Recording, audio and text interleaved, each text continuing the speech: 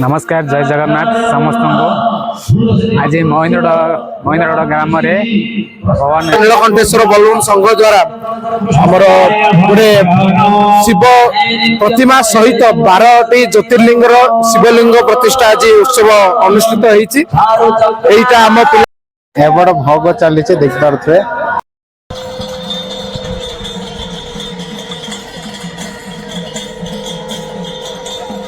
हाय सांग मैंने नमस्कार जय जगन्नाथ। बर्तमान देखुए भाई ये हूँ आम गजपति जिला आर उदयगिरी ब्लॉक महेन्द्र ग्राम ठारे जेहेतु मंदिर गोटे उपस्थापन होती कलश यात्रा आरंभ हो जाइए। आपण मैंने देखु ये बहुत सारा लोक ये आयोजन अच्छा देखु भाई चलो बर्तमान आपण मैंने शेष पर्यंत वीडियो टी देखु।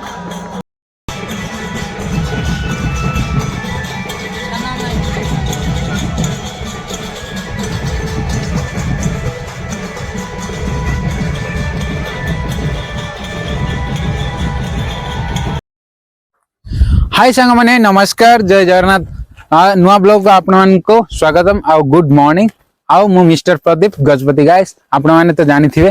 देख भाई आजकार ब्लॉग को शेष पर्यंत देखंतु आ बहुत मजा नियंतु। आज होची आम गजपति जिलार आर उदयगिरी ब्लॉक रो महेन्द्र ग्राम ठारे गोटे शिव मूर्ति पुनःस्थापना होची जेहेतु आम जाउछु सेठी चलंतु बर्तमान सेठी जिबा आसंतु। बर्तमान देखा आम बाहरी साइल आम गाड़ी ये अच्छे आम दुई जन बाहरी साइल चलो बर्तमान बाहर भाई वीडियो टी को शेष पर्यंत देख सबू। आज हूँ गजपति जिलार एक महेन्द्रगढ़ ग्राम गोटे पुनःस्थापन होची मूर्ति से आम बाबा मूर्ति।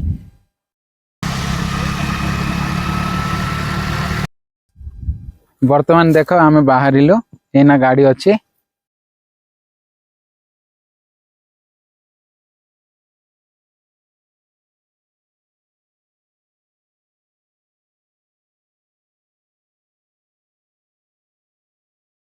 बर्तमान नमस्कार भाई भौणी मैंने आम बर्तमान जो जगह को आसी बर्तमान ये पहुंच सारी आपण देख पार्थ यहाँ हूँ गजपति जिलार महेन्द्रगढ़ ग्राम अंचल ग्राम होती जेहेतु आप देखु यहाँ हूँ पुनःस्थापन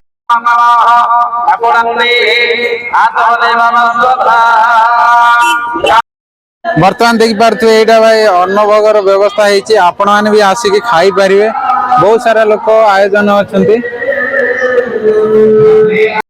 एपट मंदिर अच्छे एपट भोग चली देख पारे।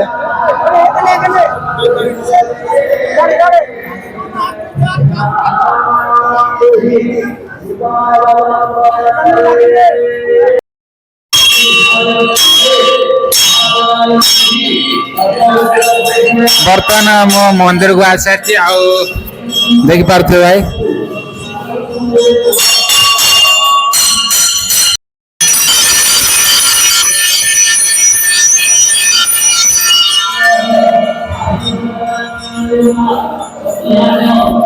यहाँ हूँ आम गजपति आर उदयगिरी ब्लॉक आ महेन्द्र ग्राम एक शिव मंदिर आपण मैंने देख पारे। आ समस्ते भाई योगदान देकी आपण मैंने सहमत देखु। आज जेहेतु गोटे बर्तमान देख गोटे भाई ये आसी आज पचार बुझी कौ मंदिर स्थापन। नमस्कार जय जगन्नाथ समस्त को आज महेन्द्रगढ़ ग्राम भगवान नीलमाधव नीलकंठेश्वर मंदिर प्रतिष्ठा होची गोटे मूर्ति से आज प्राण प्रतिष्ठा कराउची। तो जिते भी आम भक्त मैंने अच्छा समस्ते आसतु भगवान को दर्शन करूँ एवं मंदिर परिक्रमा करूँ खूब आनंद हरिनाम जपंतु एवं प्रसाद सेवन करी समस्त हस खुशी घर को जय श्री राम। धन्यवाद भाई।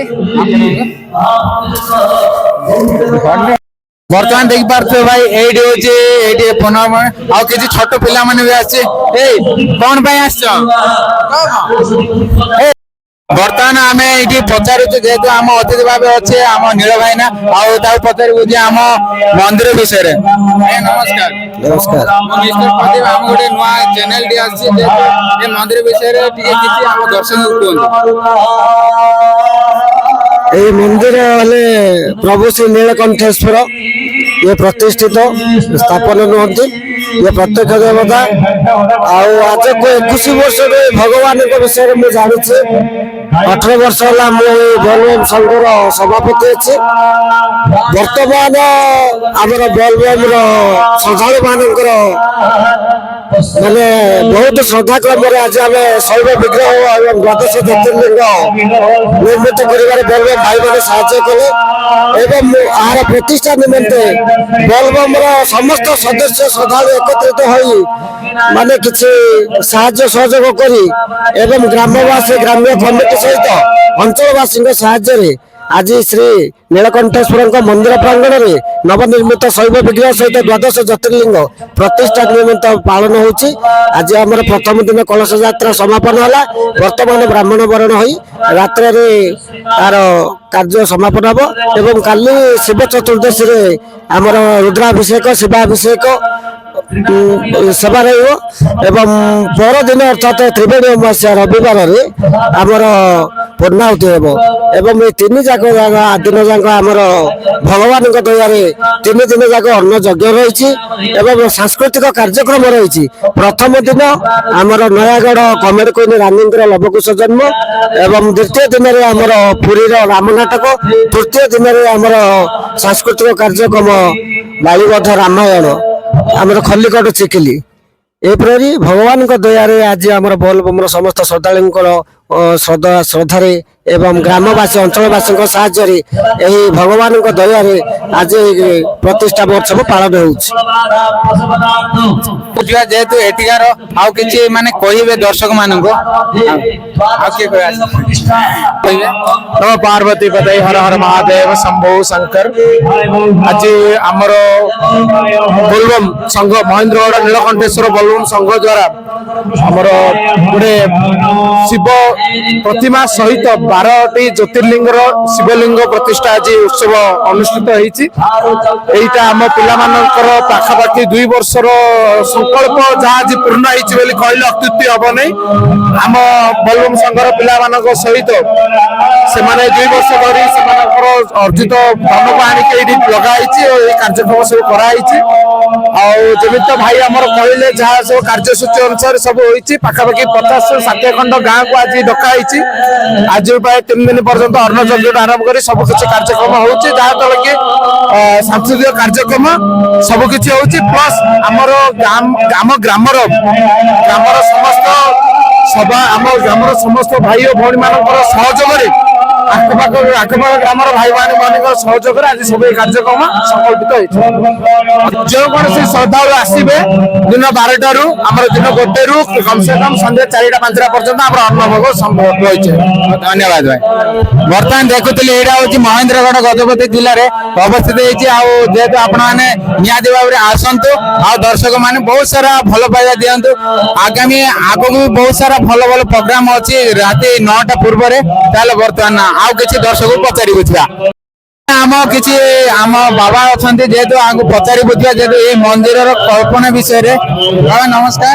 नमस्कार। जेहेतु ये मंदिर विषय किसी पद कहतु आम दर्शक देखुं आज 16/1/2026 ठारू आरंभ हो शुक्रवार शनिवार रविवार 3 दिन हाँ प्रथमे आमर आज जो है सका कलश यात्रा कलश यात्रा प्राय 1000 रु ऊर्ध्व महिला लाइन करके 3-4टा साई भ्रमण करके स्थापन कराला कलश।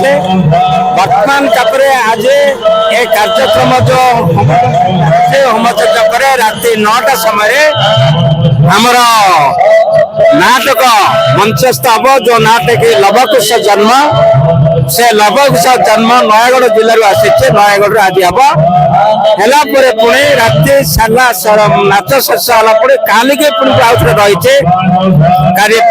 पुरी जिलार रामायण नाच लगे सहित संकीर्तन प्रकीर्तन समस्त ये जो कार्यक्रम हो विशेषकर आमर बोलबम संघ जो रही ଆମର ମହେନ୍ଦ୍ରଗଡର ବଲମ ସଂଘର ପ୍ରାୟ 130 ରୁ ଉର୍ଦ୍ଧ ଏ ଅଞ୍ଚଳର ଭକ୍ତମାନେ ଅଛନ୍ତି। ସେମାନଙ୍କ ଉଦ୍ୟମରେ ଆଜି ଏ ଯୋଉ ନୀଳକଣ୍ଠେଶ୍ୱର ମୂର୍ତ୍ତି ହେଇଛି, ନୀଳକଣ୍ଠେଶ୍ୱର ମୂର୍ତ୍ତିଙ୍କୁ ଜୀବନ୍ୟାସ ଦିଆହବ। ତା ସହ ଦ୍ୱାଦଶ ଦିବ୍ୟଲିଙ୍ଗ ଯୋଉ ଲୋକମାନେ ଅଛି ସେମାନଙ୍କୁ ଜୀବନ୍ୟାସ କରାହବ। 3 ଦିନ ପରେ ରବିବାର ସରିଲା ପରେ ସୋମବାର 19 ତାରିଖ ସନ୍ଧ୍ୟା ପର୍ଯ୍ୟନ୍ତ ନାଟ ଲାଗିବ। ସେ ନାଟ ସରିବା ପରେ ସନ୍ଧ୍ୟା ସମୟରେ ସମସ୍ତ ସମାପ୍ତ ହବ। ଆଉ ଯେତେ ସବୁ ଶ୍ରଦ୍ଧାଳୁ ଅଛନ୍ତି ତାଙ୍କ ପାଇଁ ଅନ୍ନ ହଁ ଯେତେ ଆସୁଛନ୍ତି ବର୍ତ୍ତମାନ ତ ହୋମ ଯଜ୍ଞ ଚାଲିছে ତା ସହିତ ଯୋଉମାନେ ବାହାର ଲୋକ ଆସୁଛନ୍ତି ସେମାନେ ମଧ୍ୟ ଅନ୍ନ ଭୋଜନ କରିକି ଯାଉଛନ୍ତି। ଆମର ଅଞ୍ଚଳର ଲୋକ ମଧ୍ୟ କୋଉ ଗାଁରେ ଚାଲି ଟିକେ ଡାଲି ଟିକେ ଚାଉଳ ଟିକେ ଇତ୍ୟାଦି ପଇସା ପତ୍ର ଯାହା ବି ଯଦି ଶକ୍ତି ଅନୁସାରେ ସେ ପୁରା ଦଉଛନ୍ତି। ଏ 3 ଦିନ ପର୍ଯ୍ୟନ୍ତ ଅନ୍ନ ଭୋଜନ ଚାଲିବ। ବର୍ତ୍ତମାନ ଯେତେ ସବୁ ଆଉ ଯୋଉ ଅଲଗା ଅଲଗା ଗାଁରୁ ଆଉ ଭଦ୍ର ବ୍ୟକ୍ତି ମାନେ ଆସୁଛନ୍ତି ଆଉ ଏଠି ରହିବାର ବ୍ୟବସ୍ଥା କଣ?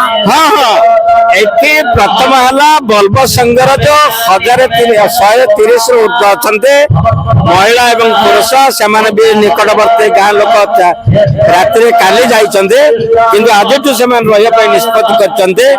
ଆଉ ଆମ ପଞ୍ଚାୟତରେ ମଧ୍ୟ ଯେତିକି ଅଛନ୍ତି କୋଉ ଗାଁରେ 3ଟା 4ଟା ଏଇ ଯୋଉ ବଲବମ ସଂଘ ସହିତ ସାମିଲ ଅଛନ୍ତି ସେମାନେ ରାତି ରହିବେ। କାଲିକି ସରିବ, କାଲିକି ପରେ ପରଦିନ ପରେ ତାପରେ 19 ତାରିଖ ଦିନ ସନ୍ଧ୍ୟା ସମ୍ପୂର୍ଣ୍ଣ। ଏଇଟା ବର୍ତ୍ତମାନ ବଲବମ ସଂଘ ଭାଇ ମାନଙ୍କର ଉଦ୍ୟମରେ ମୂର୍ତ୍ତି ଆଉ 12 ଲିଙ୍ଗ ଆଜି ପୂର୍ଣ୍ଣାଙ୍ଗ ହବ। ପୂର୍ଣ୍ଣାଙ୍ଗ ହେଲା ପରେ ବନ୍ଦ କରା। ହଉ ଧନ୍ୟବାଦ।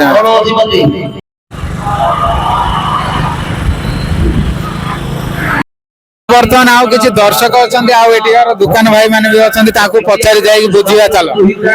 ହାଇ ଭାଇ ନମସ୍କାର। ଜୟ ଜଗନ୍ନାଥ ଭାଇ। ଆଉ ଯେହେତୁ ଏଠି କୋଉ ମନ୍ଦିର ପ୍ରତିଷ୍ଠା ହଉଛି ଆମ ଦର୍ଶକ ଯେତେ ସବୁ ଅଛନ୍ତି ଦେଖୁଛନ୍ତି ତାଙ୍କୁ କୁହନ୍ତୁ।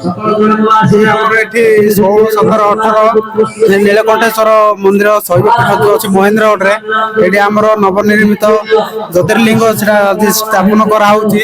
16, 17, 18 ଯେତିକି ଶ୍ରଦ୍ଧାଳୁ ଅଛନ୍ତି ସେମାନେ ଆସନ୍ତୁ, ଅନ୍ନପ୍ରସାଦ ଗ୍ରହଣ କରନ୍ତୁ ଆଉ କରି ଯାଆନ୍ତୁ। ବର୍ତ୍ତମାନ ଆଜି ଯେହେତୁ ପ୍ରତିଷ୍ଠା ଉପଲକ୍ଷେ ଆଉ ଆଜିକାର ରାତିରେ କଣ ଅଛି ଭାଇକି ପଚାରିବୁ ଯେ ଭାଇ ଆଜି ଯେହେତୁ ରାତିରେ ପ୍ରତିଷ୍ଠା ହଉଛି ଆଉ ରାତିରେ କଣ ପ୍ରୋଗ୍ରାମ ଅଛି? ଆଜି ରାତିରେ ଲବକୁଶ ଜନ୍ମ ଗୋଟେ କାର୍ଯ୍ୟକ୍ରମ ଅଛି। ତାପରେ କାଲିକି ଆସନ୍ତା କାଲିକି ଆମର ଲଙ୍କା ପୋଡି ଅଛି। ତାପରେ ଆମର